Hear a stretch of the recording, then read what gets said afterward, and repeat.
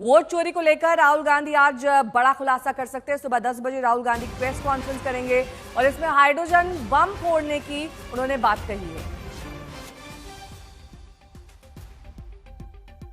तो राहुल गांधी आज एक बड़ा खुलासा कर सकते हैं। 10 बजे ये प्रेस कॉन्फ्रेंस उनके द्वारा रखी गई है, जिसमें एक हाइड्रोजन बम, अब ये हाइड्रोजन बम की व्याख्या दरअसल राहुल गांधी करेंगे इस प्रेस कॉन्फ्रेंस में।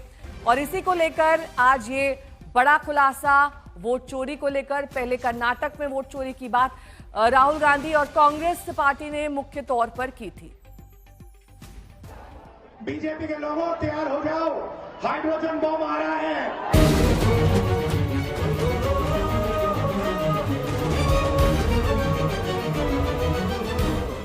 तो क्या 1 सितंबर को बिहार में वोटर अधिकार यात्रा के दौरान राहुल गांधी ने जिस हाइड्रोजन बम का जिक्र किया था वो फोड़ने का दिन आ गया है?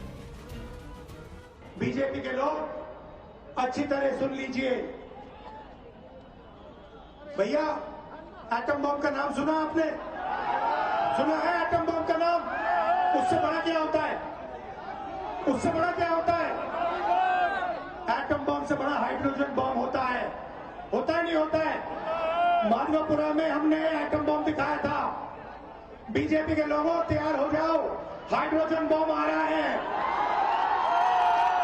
हाइड्रोजन बम आ रहा है, तैयार हो जाइए। आपकी जो सच्चाई है, वोट चोरी की सच्चाई है, वो पूरे देश को पता लगने जा रही है।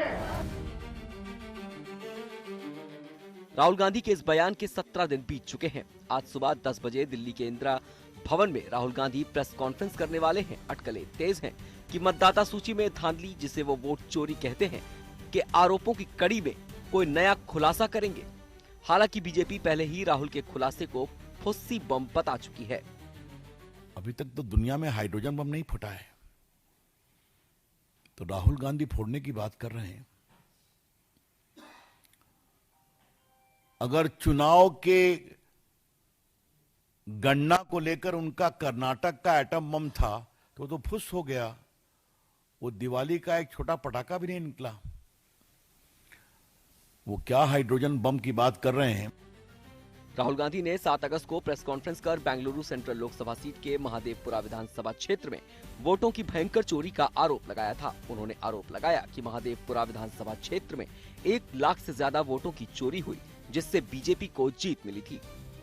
राहुल की प्रेस कॉन्फ्रेंस के अगले ही दिन चुनाव आयोग ने राहुल गांधी के दावों को खारिज करते हुए कहा कि या तो राहुल अपने दावों की सच्चाई को लेकर सबूत के साथ हलफनामा दे या फिर देश से माफी मांगे। लेकिन राहुल गांधी ने ये कहते हुए हलफनामा देने से इनकार कर दिया कि उन्होंने जो दावा किया वो चुनाव आयोग के ही आंकड़ों के आधार पर किया।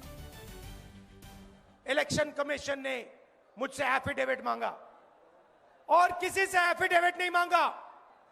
कुछ दिन पहले बीजेपी के लोग प्रेस कॉन्फ्रेंस करते हैं, उनसे कोई एफिडेविट नहीं मांगा, मुझसे एफिडेविट मांगा।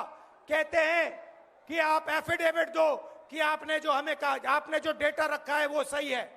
उन्हीं का डेटा है, उन्हीं के आंकड़े हैं, मुझसे एफिडेविट मांग रहे हैं। वोट चोरी है गरीबों से। वोट चोरी के आरोप और प्रत्यारोप तेज हैं। अब इंतजार नए दावों का है कि राहुल गांधी आज कौन सा बड़ा खुलासा करेंगे। दिल्ली से मौसमी सिंह के साथ आज तक।